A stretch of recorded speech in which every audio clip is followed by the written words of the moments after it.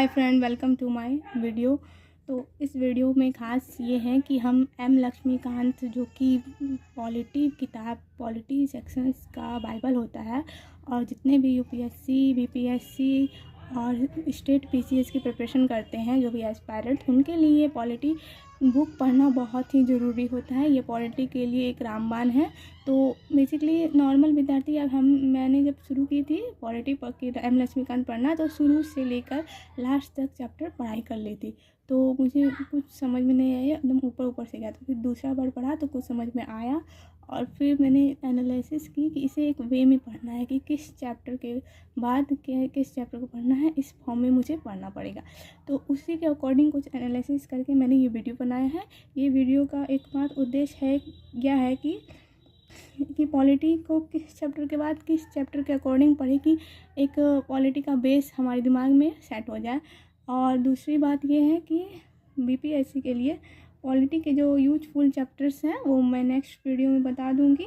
फ़िलहाल मैं शुरुआत करती हूँ हमारे first topic of M Laxmikanth. तो सबसे पहले हमें संविधान की विशेषता पढ़नी चाहिए कि संविधान को लाने का क्या उद्देश्य था और इसकी विशेषता क्या थी हमारे संविधान, हमारे भारतीय राजनीति में। ठीक है, तो फिर संसदीय व्यवस्था पढ़ेंगे क्योंकि संविधान तो आ गया और संविधान का जो क्या है, मूल ढांचा कैसे है, संसदीय व्यवस्था, वो जानना, ये बेस तैयार हो जाएगा आपका, एक फॉर्म में पढ़ाई होगी। फिर संघीय व्यवस्था, फिर हम प्रस्तावना के बारे में जानेंगे एंड फिर हम अपने अधिकार यानी कि मौलिक अधिकार के बारे में डिटेल्स पढ़ेंगे। और फिर 6 नंबर पे आपको पढ़ना है इसके बाद राज्य के नीति निर्देशक तत्व। ठीक है, मौलिक अधिकार जानेंगे तो उसके बाद राज्य के नीति निर्देशक तत्व की राज्य के अधिकार भी जानना जरूरी है। फिर उसके बाद हमारा मौलिक कर्तव्य भी जानना, इसी के अकॉर्डिंग मौलिक अधिकार नीति निर्देश मौलिक कर्तव्य अकॉर्डिंग पढ़ेंगे तो एक दिमाग में रहेगा कि हाँ ये सब अधिकार हमारे भारतीय नागरिकों को दिए गए हैं।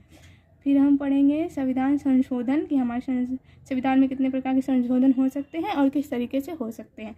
तो संविधान का मूल ढांचा, फिर हम ढांचा भी पढ़ेंगे एंड फिर हम राष्ट्रपति, तो राष्ट्रपति के बाद जस्ट हम उपराष्ट्रपति पढ़ेंगे एंड उपराष्ट्रपति पढ़ेंगे हम उपराज्यपाल, क्योंकि ये तीनों का जो चुनावी प्रक्रिया है वो एक समान होता है और कार्यकाल भी कुछ सिमिलर होते हैं। तो इसी वजह से इन तीनों को साथ में पढ़ने से हमारा रिवीजन हो जाएगा इस राष्ट्रपति और उपराष्ट्रपति राज्यपाल को लेकर। ठीक है, तो 11 नंबर पे प्रधानमंत्री के साथ केंद्रीय मंत्रिपरिषद भी काम करती है। तो जस्ट प्रधानमंत्री के बाद केंद्रीय मंत्रिपरिषद के बारे में पढ़ना जरूरी है और फिर मंत्रिपरिषद की समितियों का भी पढ़ाई करना उसी के बाद पढ़ना जरूरी है। एंड फिर तुरंत हम मुख्यमंत्री, फिर उसके नेक्स्ट में मुख्यमंत्री कवर कर लेंगे क्योंकि प्रधानमंत्री का जो काम केंद्र के आधार पर है वही काम मुख्यमंत्री का राज्य स्तर पर है। ठीक है, एंड फिर राज्य मुख्यमंत्री के साथ राज्य मंत्री परिषद भी काम करती है, आप लोगों को पता ही होगा। तो ये दोनों साथ में जाएगा एंड फिर हम आएंगे टॉपिक पे कि संसद पे। इसके बाद हम संसद का भी बहुत सारे टॉपिक्स हैं, न्यायपालिका और उच्च न्यायालय एक्सेट्रा इसके साथ ही जाएगा।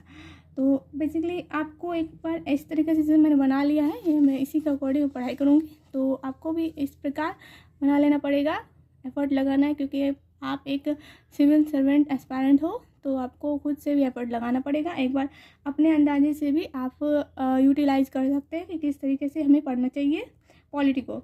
तो नेक्स्ट टॉपिक हमारा 16 में संसद है एंड फिर संसद के बाद संसद समितियाँ, संसदीय मंच एंड संसदीय समूह, राज्य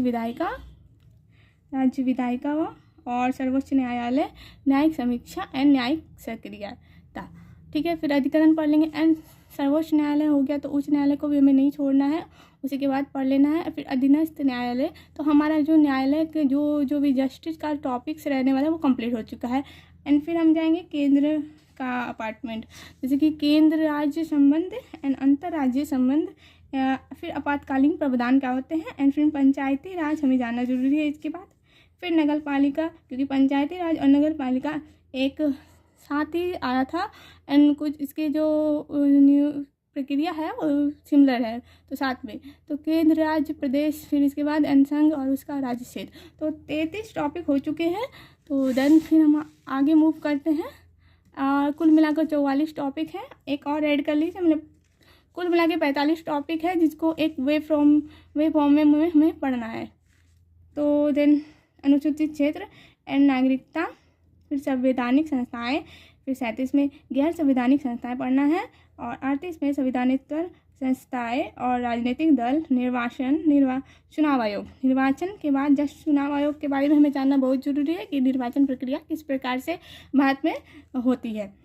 फिर दबाव समूह, फिर दल बदल समूह एंड गठबंधन सरकार। ये दबाव समूह और दल बदल समूह ही गठबंधन, ये टॉपिक सिमिलर है पॉलिटी पे, तो इस तरीके से पढ़ना है। देख सकते हैं आप, खुद एनालिसिस करिए कि ये चैप्टर कितने एक दूसरे से मिल रहे हैं, कि इस फॉर्म में पढ़ने से आपका एक कनेक्टिविटी पॉलिटी में सब्जेक्ट को कनेक्ट करके पढ़िएगा तो ज़्यादा अच्छा आपको दिमाग में रहेगा। सबसे बड़ी बात कि आपको वहाँ पर जाके लिखना है अपने मन से, अपने मेमोराइज करके लिखना है। तो एक मेमोराइज करने का एक अच्छा तरीका है कि आप सब्जेक्ट का, टॉपिक का जो बेस बढ़िया हो।